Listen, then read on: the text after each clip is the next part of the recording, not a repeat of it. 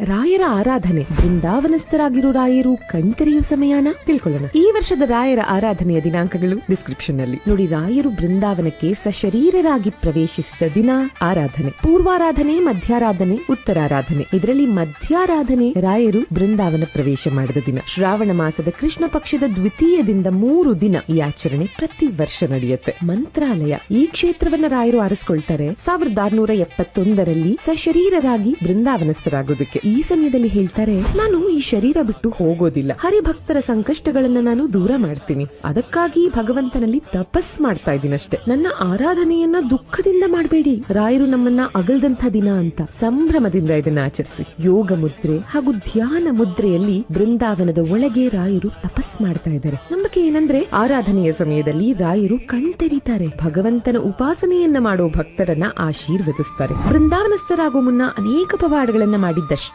ಅಲ್ಲ, ಬೃಂದಾವನಸ್ಥರಾದ ಬಳಿಕವೂ ಅವರ ಪವಾಡಗಳು ಮುಂದುವರೆದಿದೆ. ರಾಯರ ಆರಾಧನೆಯ ಸಮಯದಲ್ಲಿ ರಥೋತ್ಸವ, ಕನಕಾಭಿಷೇಕ ಹೀಗೆ ಸಾಕಷ್ಟು ವಿಶೇಷಗಳು ನಡೆಯುತ್ತೆ.